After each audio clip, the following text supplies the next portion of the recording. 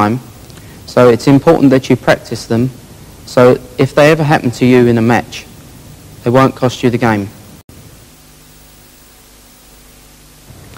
Thank you, Tony. Of course, sometimes in a game or in a break, there may not be an obvious pot on. It looks like your opponent has left you safe, or you've just got out of position during a break. That's where I think some of the American pool players could teach us a lesson in looking for possible plants, doubles, combination shots. And of course, Cliff Thorburn from Canada has a lot of experience not only at snooker, but also at playing pool. And who better to introduce this section?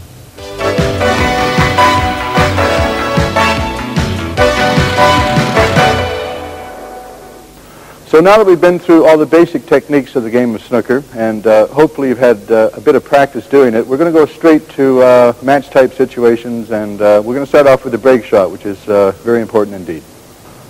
Ideally, what I would like to do is to strike the cue ball on the right-hand side, striking the second row of reds on the right-hand side, so that the cue ball strikes the top cushion, side cushion, comes down between the pink and the blue, side cushion, down to here, so that if the cue ball is here, your opponent can't see anything here or here, and the only balls that he can see is through this gap between the brown and the blue.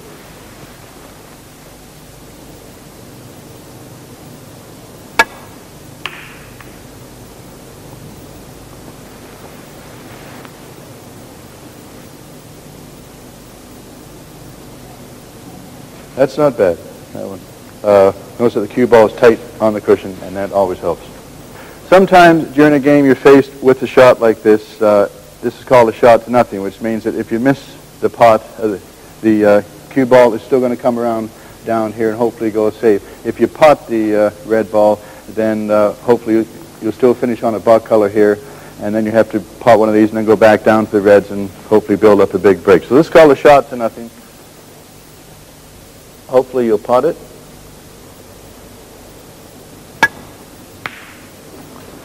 But as you see, the cue ball is coming back down the table. Now, if you would have missed that shot, then obviously you wouldn't have left too much. But now you're back on the green ball with a chance to go back down to the reds and hopefully compile a big break. This is called a plant, or else in North America it's called a combination. And as you can see, the two balls are touching, and they're headed right towards the corner pocket with the cue ball right in behind it. Now, if the cue ball was just slightly to the right, you would still have to play this first red as if you're cutting it straight into the corner pocket, but just cut it a bit right. And if the cue ball was over here, then you still cut the red slightly to the left, but obviously the first ball is still going to go in. So I'm dead behind the cue ball here. I just have to aim dead on, and that should happen. Once again, another plant. This one's not quite as obvious.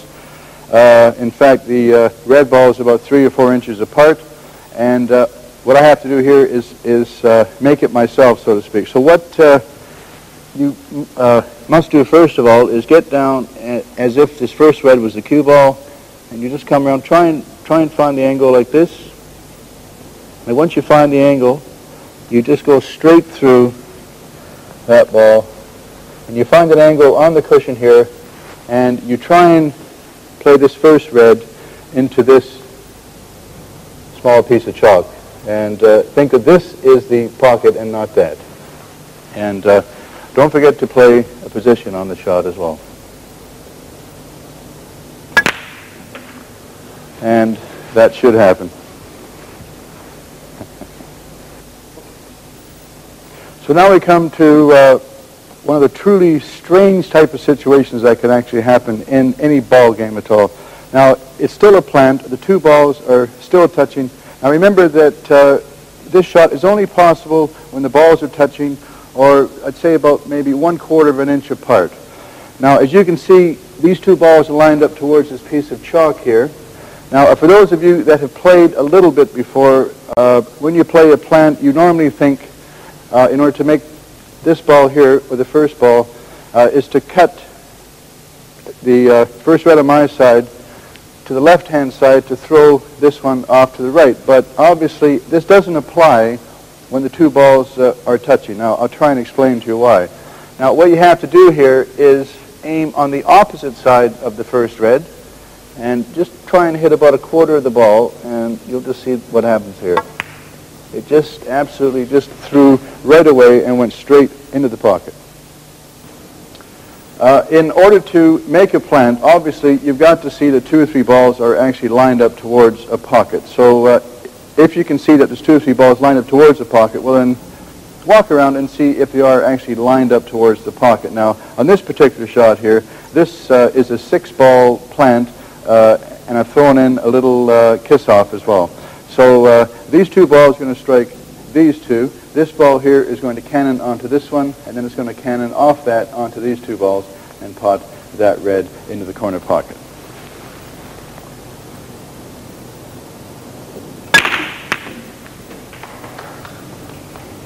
No position.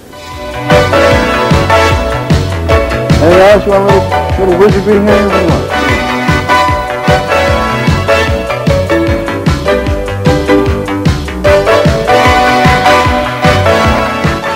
Right, well, this shot here is called the disappearing shot. The idea is to pop the 3 balls in the 2 corner pockets. The black and the white should go in the right corner, and the red should go in the left.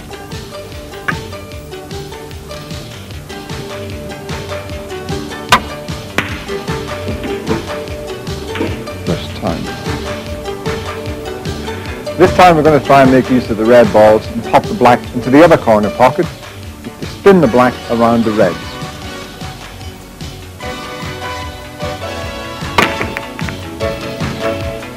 Go.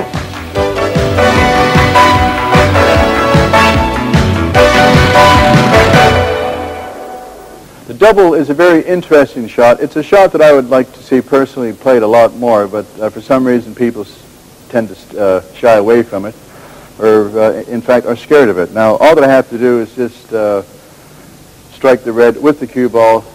The red strikes the cushion, hits the cushion, comes across, and goes into the middle pocket.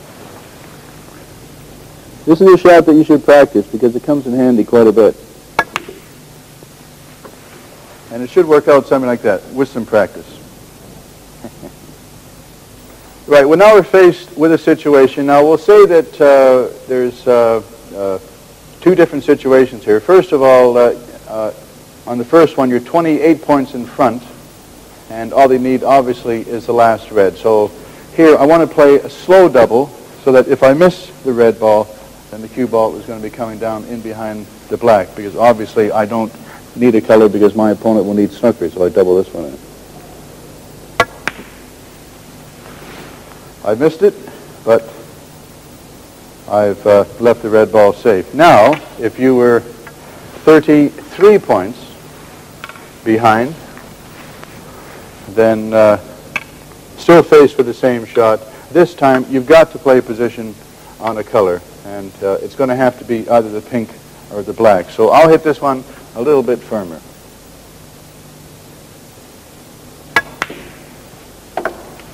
And I'm on the black, and if I would have gone a bit too far, I would still have the pink in the middle pocket. So if you can do that, you'll be in pretty good shape.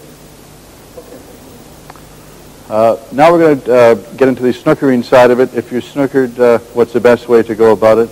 Obviously, if the object ball is within 7, 8 inches, 12 inches of the cushion, it's a lot easier to actually play it off the cushion if you can. And sometimes, you know, if you can't play it off the cushion, then obviously you've got to play a masse shot. But from this position here, I would say the shot is to play it off the cushion.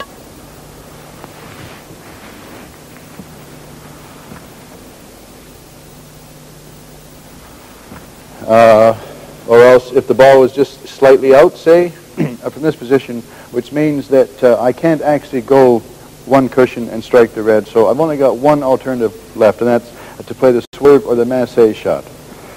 So first of all, I have to raise the butt of my cue, striking down on the cue ball on the right-hand side of it. And the cue ball is going to throw out to the left around the brown and then come back in again to strike the red.